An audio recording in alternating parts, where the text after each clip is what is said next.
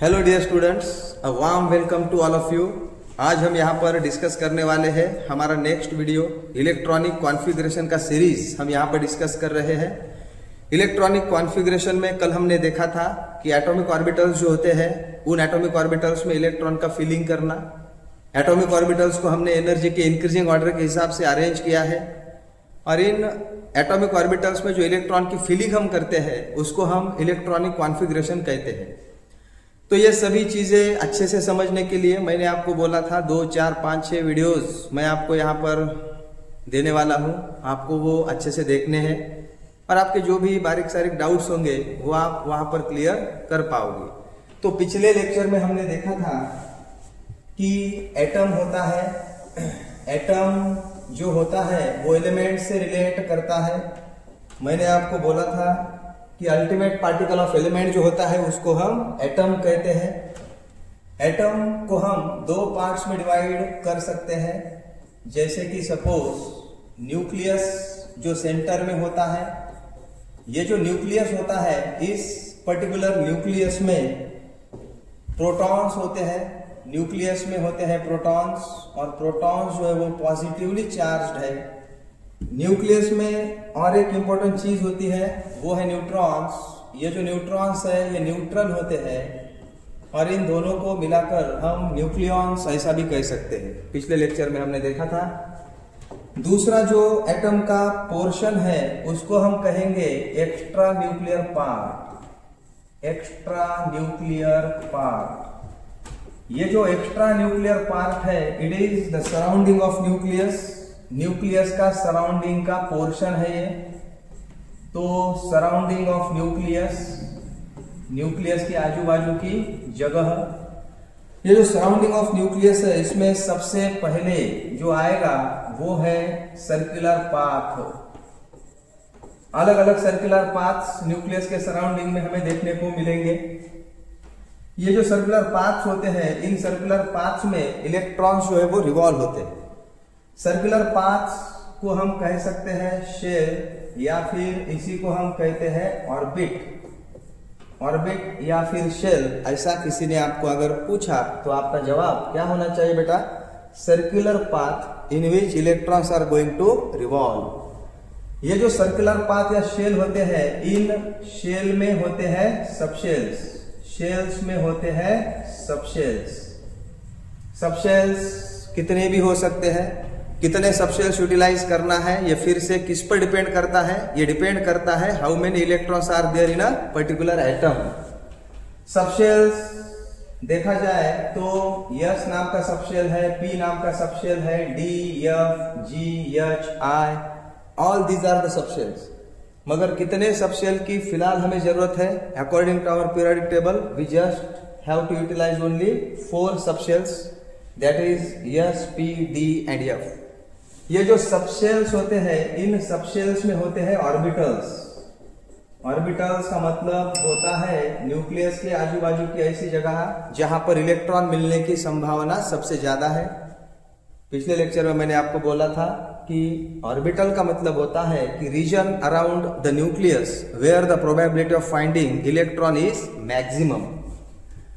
अब इन ऑर्बिटल्स में होते हैं इलेक्ट्रॉन्स, ऑर्बिटल्स में होते हैं इलेक्ट्रॉन्स और इसीलिए मैंने आपको बोला कि ऑर्बिटल्स में इलेक्ट्रॉन का जो फिलिंग हम करते हैं उसको हम कहते हैं इलेक्ट्रॉनिक कॉन्फ़िगरेशन।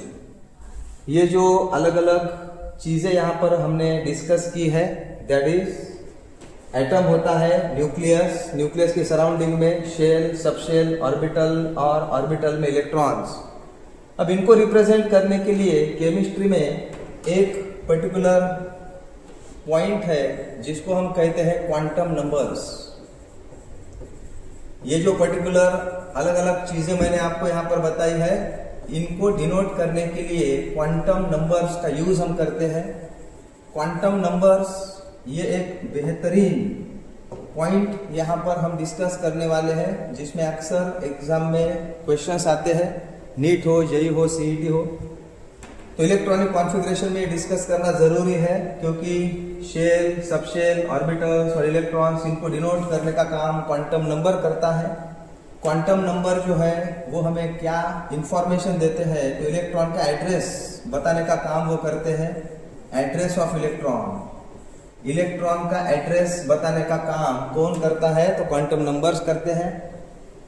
जैसे कि इलेक्ट्रॉन कौन से शेल में है, कौन से सब शेल में है, कौन से ऑर्बिटल में है, इलेक्ट्रॉन का एनर्जी क्या है, all this information is given by the quantum numbers. Quantum numbers 4 तरीके के हैं। जैसे कि पहला क्वांटम नंबर जो है वो है principal quantum number, principal quantum number. अब देखो बेटा, प्रिंसिपल क्वांटम नंबर जो है इसको हम डिनोट करते हैं स्मॉल n से। प्रिंसिपल क्वांटम नंबर इसको हम डिनोट करेंगे स्मॉल n से। और ये जो प्रिंसिपल क्वांटम नंबर है ये इंफॉर्मेशन देता है शेल के बारे में। Principal quantum number gives the information regarding orbit, orbit के बारे में जानकारी देने का काम वो करेगा।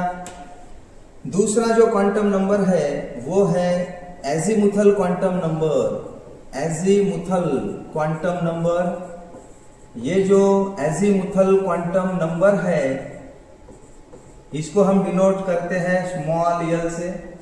और ये एजीमुथल क्वांटम नंबर या फिर स्मॉल l जो है वो सबशेल के बारे में जानकारी हमें देता है।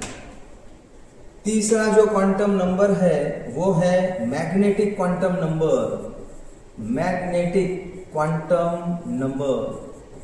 देखो बेटा, मैग्नेटिक क्वांटम नंबर जो होता है इसको हम डिनोट करते हैं स्मॉल m या फिर स्मॉल m उसके बेस पर स्मॉल l।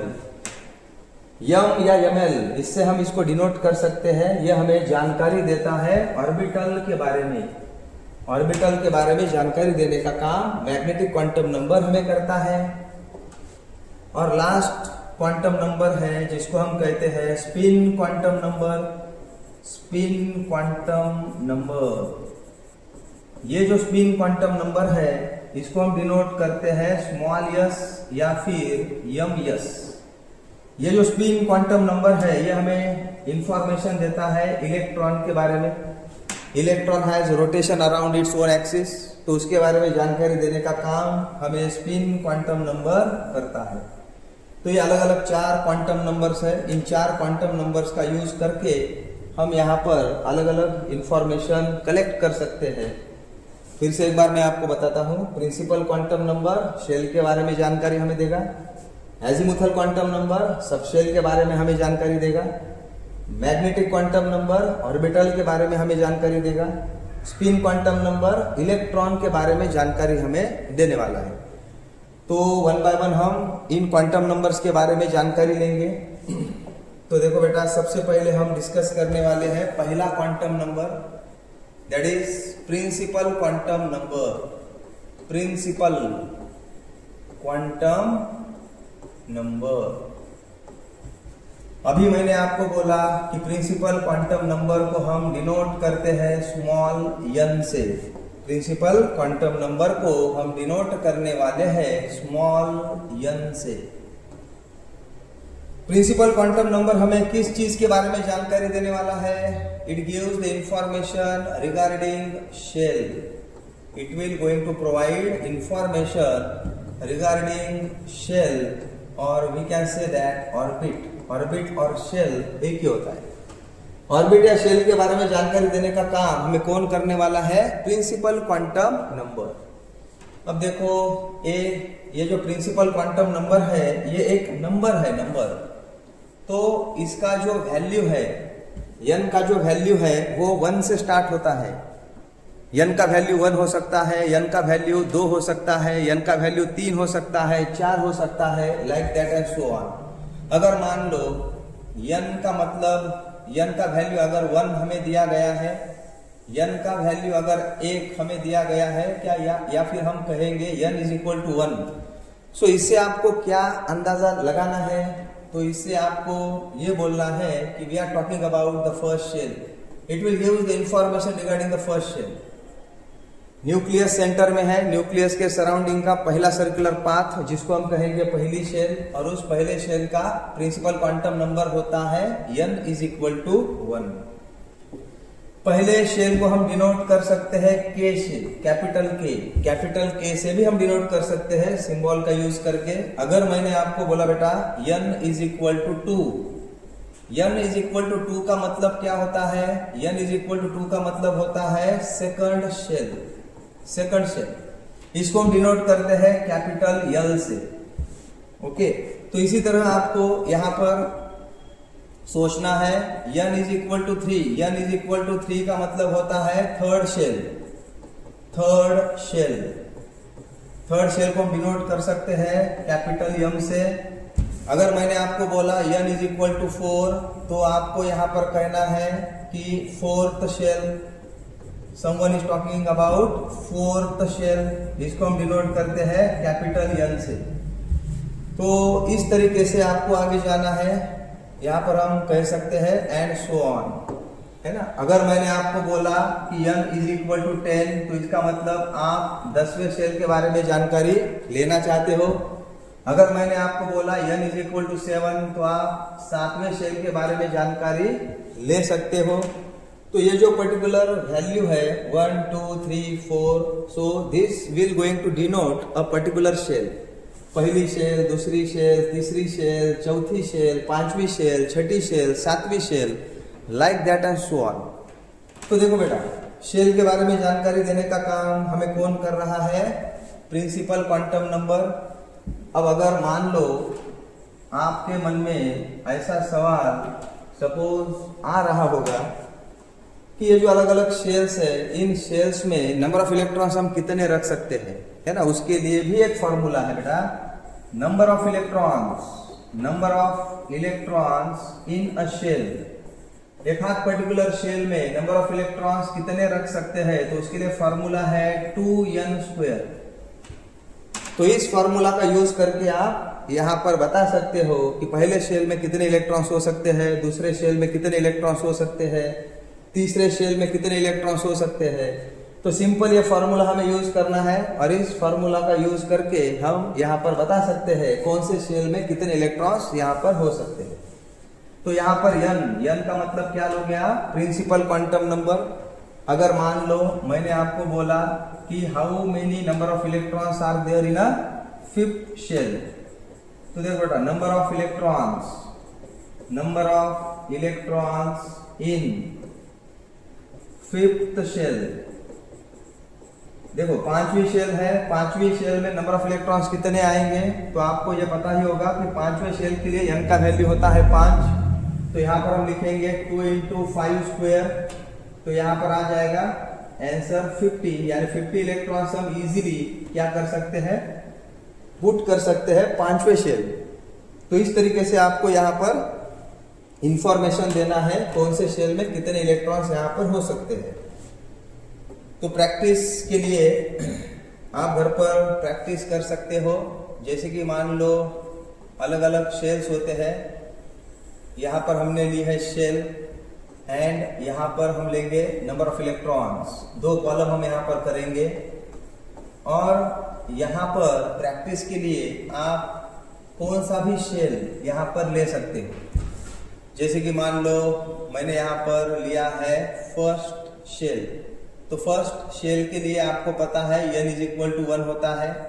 तो पहले शेल में कितने इलेक्ट्रॉन्स होते हैं, ये आपको यहाँ पर लिखना होता है 2 × 1², यानी इसका आंसर आएगा 2। यानी दूसरे शेल में मैक्सिमम कितने इलेक्ट्रॉन्स आप रख सकते हो, 2 इलेक्ट्रॉन्स आप रख सकते हो। अगर मैंने सपोज यहाँ पर लिखा सेकंड शेल, ये जो सेकंड शेल होता है इसके लिए प्रिंसिपल क्वांटम नंबर है 2। अब हमारा जो फॉर्मूला है number of electrons in a particular shell, वो फॉर्मूला हमें क्या बताता है 2n²। सो 2 × n² हमें करना है। दूसरे शेल के लिए n का वैल्यू 2 है, तो यहाँ पर हम करेंगे 2 × 2², यानी इसका आंसर आएगा 8। यानी मैक्सिमम कितने इलेक्ट्रॉन्स हम पुट कर सकते हैं सेकंड शेल में, तो इसका आंसर है 8 इलेक्ट्रॉन्स। अगर हमने सोचा कि बाबा थर्ड शेल हमारे पास है या थर्ड शेल के बारे में हमें जानकारी लेनी है, तो थर्ड शेल में नंबर ऑफ इलेक्ट्रॉन्स हम कितने रख सकते हैं, तो थर्ड शेल के लिए n का वैल्यू 3 होता है। तो यहाँ पर हम कह सकते हैं 2 इंटू 3 स्क्वायर, 3 का जो स्क्वायर वो 9 होता है, 9 इंटू 2 18, यानी 18 इलेक्ट्रॉन्स हम यहाँ पर पुट कर सकते हैं तीसरे शेल में। यानी तीसरा जो शेल है, इस तीसरे शेल में मैक्सिमम कितने इलेक्ट्रॉन्स हम भर सकते हैं? तो 18 इलेक्ट्रॉन्स हम भर सकते हैं। चौथा शेल जो है, फोर्थ शेल, जिसके लिए n का वैल्यू 4 है, तो यहाँ पर मैक्सिमम नंबर ऑफ इलेक्ट्रॉन्स हम कितना भर सकते हैं? तो यहाँ पर फिर से आपको इसी तरह कुछ करना है। 2 इंटू 4 स्क्वायर, 4 का स्क्वायर 16 होता है, 16 इंटू 2 32, यानी 32 इलेक्ट्रॉन्स हम यहाँ पर पुट कर सकते हैं। तो इस तरीके से आपको यहाँ पर सोचना है। मैं आपको यहाँ पर होमवर्क देने वाला हूं। मैं यहाँ पर लिख रहा हूं 7th शेल। तो आपको यहाँ पर मुझे बताना है 7th शेल में आप कितने इलेक्ट्रॉन्स पुट करने वाले हो, कमेंट करके मुझे आंसर देना है। मैं यहाँ पर देने वाला हूं 11th shell. 11th shell, 11th shell के लिए n का वैल्यू 11 होता है। तो how many electrons that we could add in the 11th shell, तो ये आपको बताना है। ये दोनों के आंसर मुझे आपको कमेंट करके बताने हैं। तो इस तरीके से होता है बेटा प्रिंसिपल क्वांटम नंबर, जो हमें शेल के बारे में जानकारी देता है, ऑर्बिट के बारे में जानकारी देता है। तो नेक्स्ट प्रिंसिपल क्वांटम नंबर होने के बाद नेक्स्ट जो हम डिस्कस करने वाले हैं वो है azimuthal quantum number. Azimuthal quantum number, देखो एजीमुथल क्वांटम नंबर, देखो बेटा एजीमुथल क्वांटम नंबर को हम डिनोट करते हैं स्मॉल एल से। इसी को हम कह सकते हैं सब्सिडियरी क्वांटम नंबर, इसी का दूसरा नाम है सब्सिडियरी क्वांटम नंबर या फिर एजीमुथल क्वांटम नंबर, जिसको हम डिनोट करते हैं स्मॉल एल से। एजीमुथल क्वांटम नंबर हमें किस पॉइंट के बारे में जानकारी देता है? तो एजीमुथल क्वांटम नंबर हमें जानकारी देता है सबशेल के बारे में। सबशेल के बारे में जानकारी देने का काम हमें कौन करता है?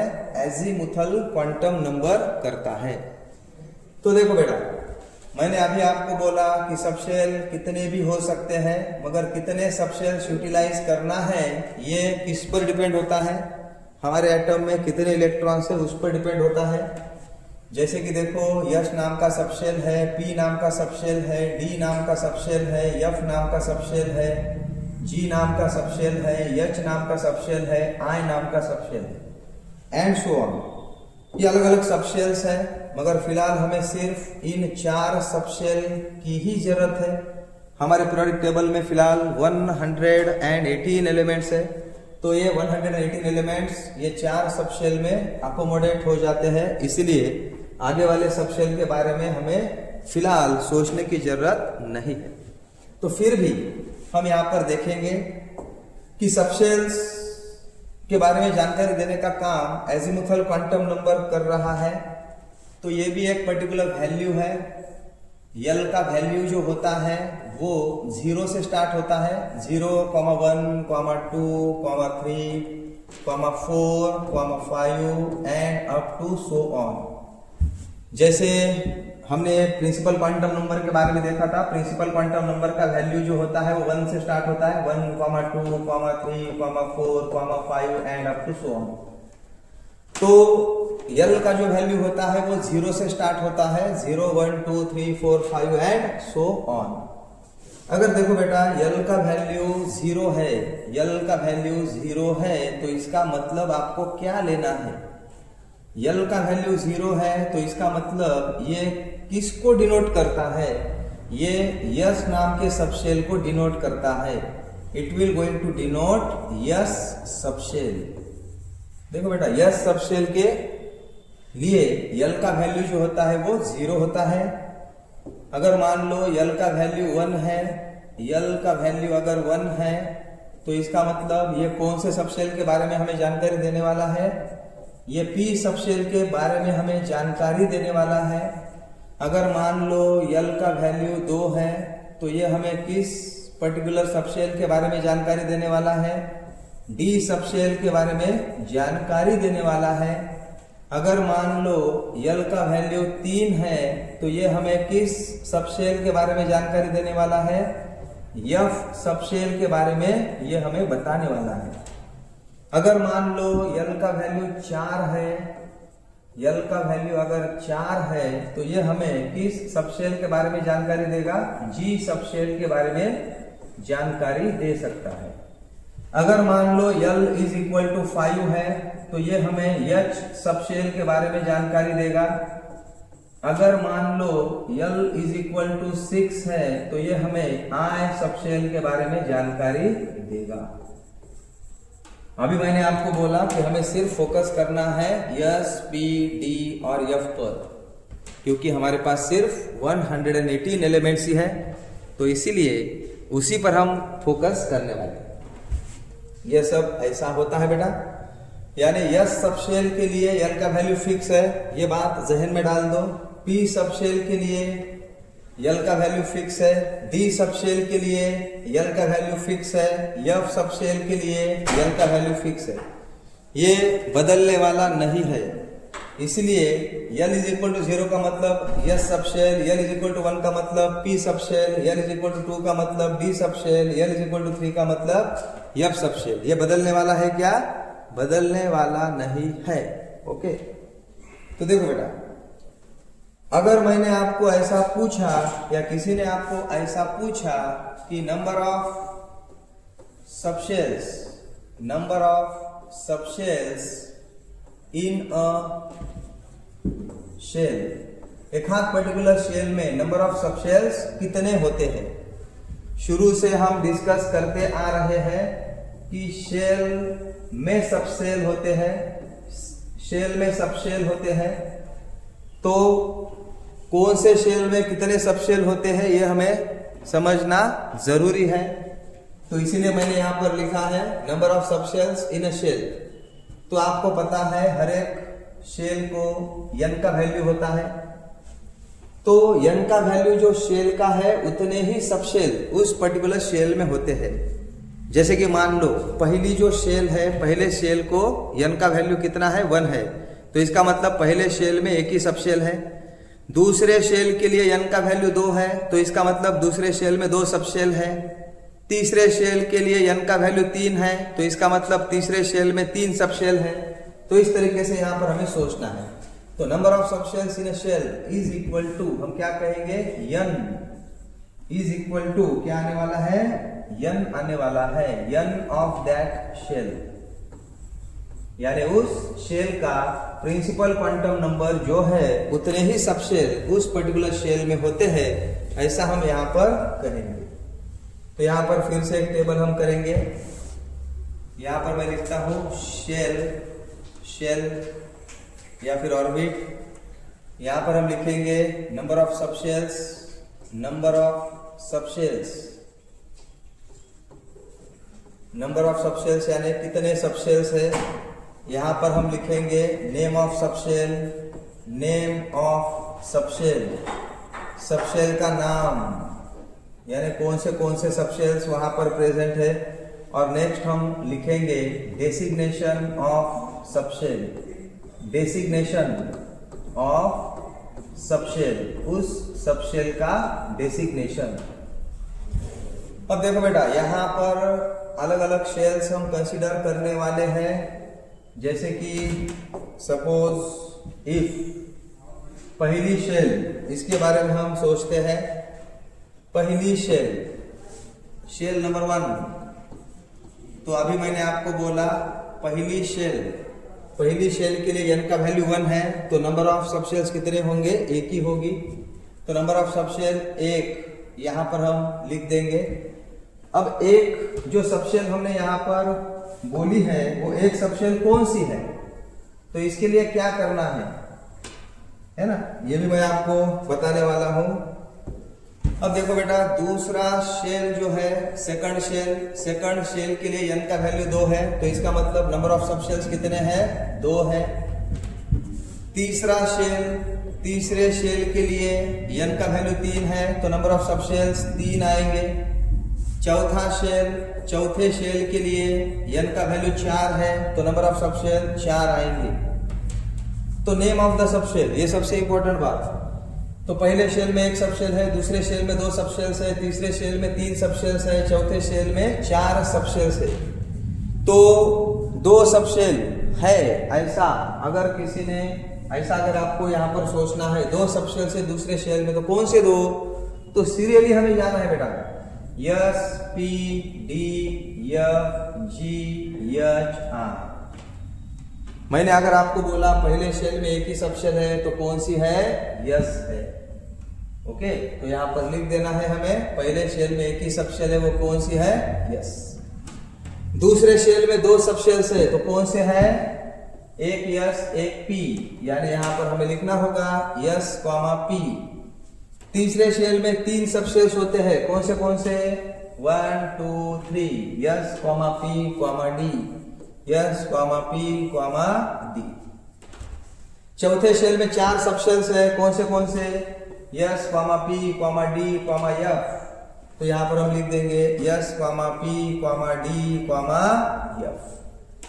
तो उसी तरह पांचवें शेल के लिए n का वैल्यू 5 है, तो नंबर ऑफ सबशेल 5 होंगे। नंबर ऑफ सबशेल 5 कौन से है? S P D F and G. तो नंबर ऑफ सबशेल्स 5 है, S P D F and G. छठे शेल में नंबर ऑफ सबशेल्स कितने होंगे? 6 होंगे। कौन से होंगे? पहली, दूसरी, तीसरी, चौथी, 5वीं और ये छठी, यानी S comma P comma D comma F comma G comma H. Seventh shell के लिए n का वैल्यू 7 होता है, तो नंबर ऑफ सबशेल भी 7 होंगे। कौन से सबशेल्स होंगे? 1 2 3 4 5 6 7, यानी 7 सबशेल्स कौन से होंगे? S comma P comma D comma F comma G comma H comma I. तो देखो बेटा,